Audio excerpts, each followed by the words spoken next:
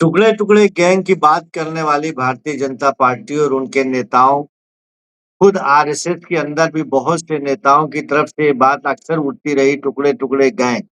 लेकिन मैं आज ये बताने जा रहा हूं कि हकीकत में खुद बीजेपी के टुकड़े टुकड़े होने जा रहे हैं, बल्कि शुरुआत हो गई है। आरएसएस के अंदर भी दो फाड़ हो चुका है। थोड़ा समय दीजिएगा, सारी बातें सामने रखूंगा आप लोगों के। एक तो वो बीजेपी जो आरएसएस लेड बीजेपी, एक वो बीजेपी जो अमित शाह की बीजेपी है, और एक ओरिजिनल बीजेपी। ओरिजिनल बीजेपी वो जो ऐसे आप कह सकते हैं कि जिसमें आज भी राजनाथ सिंह से लिए, नितिन गडकरी से लिए, वसुंधरा राजे से लिए, शिवराज सिंह चौहान से लिए, योगी आदित्यनाथ से लिए, और बहुत से नाम है। खुद योगी आदित्यनाथ को तो थोड़ी देर के लिए हटा सकते हैं आप, लेकिन ये वो बीजेपी जो अटल आडवाणी और आज भी यशवंत सिन्हा और जसवंत सिंह और ऐसे ऐसे बहुत से नाम है, जो वो बीजेपी असली वाली, जिसमें शहनवाज हुसैन भी है, राजीव प्रताप रूढ़ी भी है, मुख्तार अब्बास नकवी भी है, ऐसे बहुत से नाम।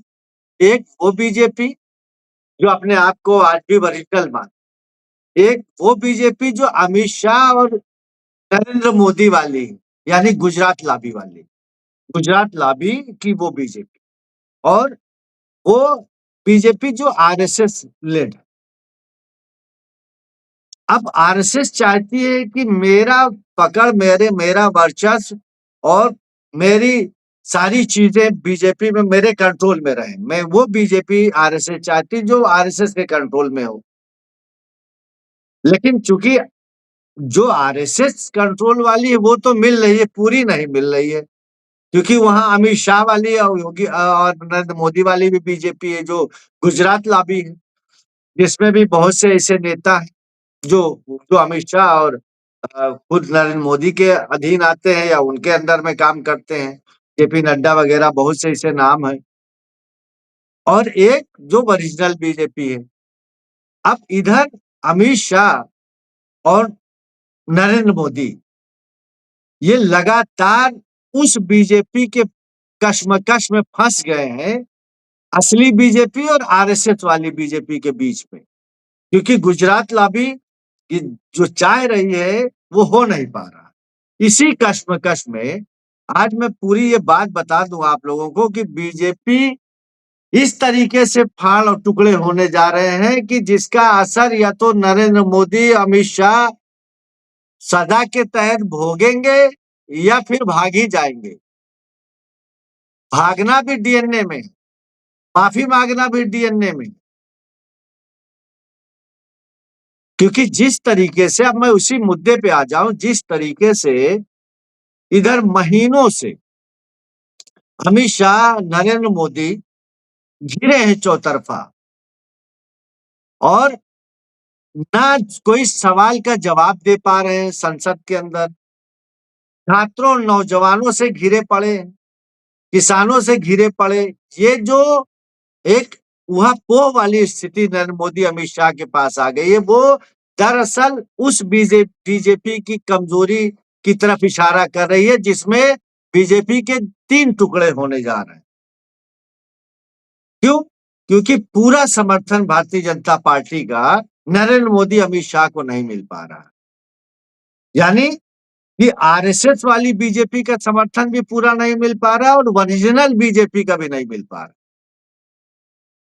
तो ऐसी स्थिति में वो आ गए हैं कि यकीन मानिए, जो इन्होंने जो करनी कथनी जो कृत्य किया किसानों के साथ, नौजवानों के साथ, इस देश की जनता के साथ जो जो ठगने का काम किया, और तमाम संपदा, तमाम ऐसी बड़ी-बड़ी चीजें जो सरकारी थी उसे अडानी अंबानी को दे दिया, पूरे गुजरात को ले जाके उठा के पहुंचा दिया।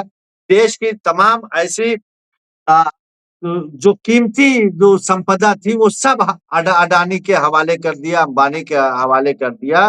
और आप यकीन मानो, अगर इनका बस चले तो खुद संसद भवन भी गुजरात में बना देते, पीएम हाउस भी गुजरात में बना देते, सब उठा के गुजरात में लेके जाना चाहते हैं।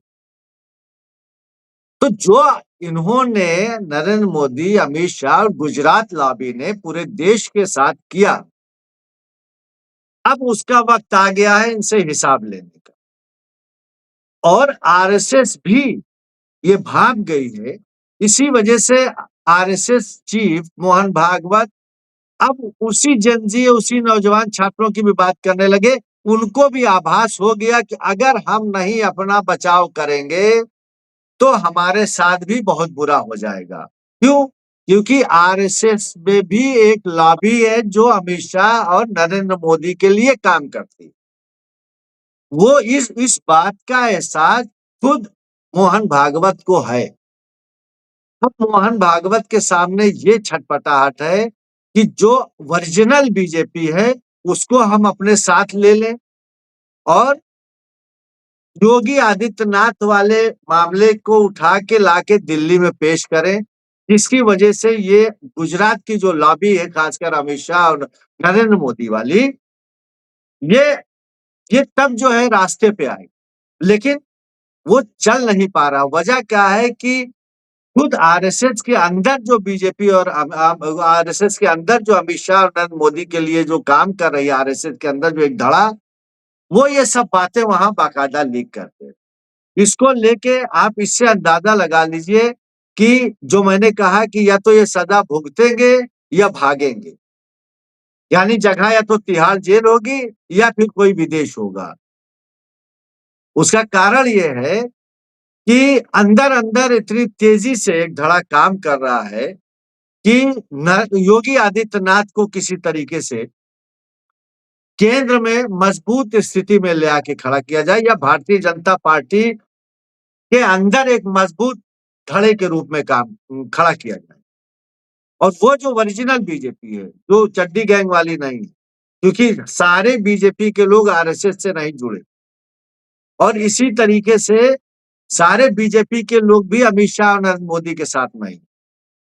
ये स्थिति बहुत ही खराब और बड़ी वो कह सकते हैं बहुत गलत दिशा में लेके जा रहे हैं। आप देखिए वो अमित शाह, नरेंद्र मोदी की आज 2 महीनों से धीरे-धीरे होते जा रहा है कि जहाँ पे जो हर मुद्दे पे सामने खड़े हो जाते थे आज। इतना बड़ा आसाम के बाढ़ का मामला है, कहीं नजर आ रहे हैं? मणिपुर का इतने दिन का मामला था, वो तो चलिए उससे तो थक गया विपक्ष पूछते-पूछते, लेकिन आसाम में बाढ़ जैसी स्थिति आ गई, कहीं अमित शाह नजर आ रहे हैं? उनकी तरफ से कोई बयान आ रहा? नरेंद्र मोदी की तरफ से कोई बयान आ रहा? क्यों? क्योंकि लूट के जो संपदा आपने अडानी अंबानी को दे दी, पूरा गुजरात लॉबी एक तरह से खड़ा कर दिया अपने अपने मजबूती के लिए कि अगर स्थिति ये आए तो हम निकलने के लिए तैयार हो जाए। और स्थिति वो बनती चली जा रही है। इसमें कोई दो राय नहीं है कि कब ये भागने या तो ये सजा भुगतने के लिए तैयार हो जाए, भागने के लिए तैयार हो जाए। राहुल गांधी जिस तरीके से और पूरा विपक्ष इनको घेरने में लग गया और कह रहा कि इनकी हैसियत औकात नहीं है, इनके अंदर गट्स नहीं है कि इसका जवाब दे दें आके। और और ये राहुल गांधी की बात भी सही होती नजर आ रही है। अब मजबूरी में भले कुछ हो जाए आजकल में परसों में, लेकिन इतने दिनों से विपक्ष की आवाज को नजरअंदाज अगर अगर अमित शाह और नरेंद्र मोदी कर रहे हैं तो उसके पीछे की वजह ये है कि पूरे बीजेपी का सपोर्ट इनको नहीं मिल रहा है, पूरे आरएसएस का सपोर्ट नहीं मिल रहा है। अब आने वाले समय में ये मान के चलिए कि बीजेपी के टुकड़े होंगे ही और हो के रहेंगे। उसकी वजह ये ओरिजिनल बीजेपी चाहेगी कि हम योगी आदित्यनाथ को लेके चले आए, उनके लिए वो उन्हें वो सही लगता है, उन्हें वो लगता है कि हमारे लिए फिट बैठ रहे हैं और हमारे लिए बेहतर हैं।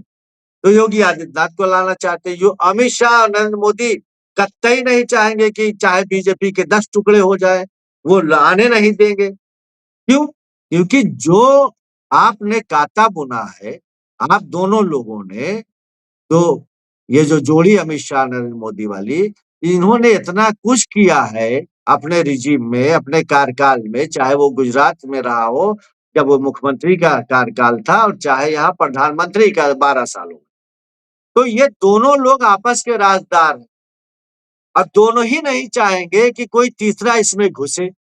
इसी को लेके अपनी महत्वाकांक्षा पूरी करने के लिए बीजेपी को कुर्बान कर देने के लिए तैयार हैं कि टुकड़े हो जाए कोई बात नहीं, आने नहीं देंगे।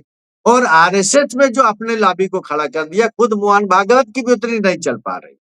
अब मोहन भागवत समझ गए हैं कि अब हमें आगे बढ़ के एक रास्ता सेफ सेफ साइड अपने को लेके चले, वरना जिस तरीके से पूरे देश में, देखिए ये हम आप जाने या ना जाने, लेकिन जो भी इस देश को करीब से जानता है, सियासत को जानता है, इस देश की राजनीति को जानता है, वो बखूबी ये एहसास हो गया है, महसूस इस देश की जनता ने कर लिया है कि जो चिंगारी जंतर मंतर से उठी थी, पूरे देश में आग बन के काम करने जा रही, मतलब वो आग बन चुकी।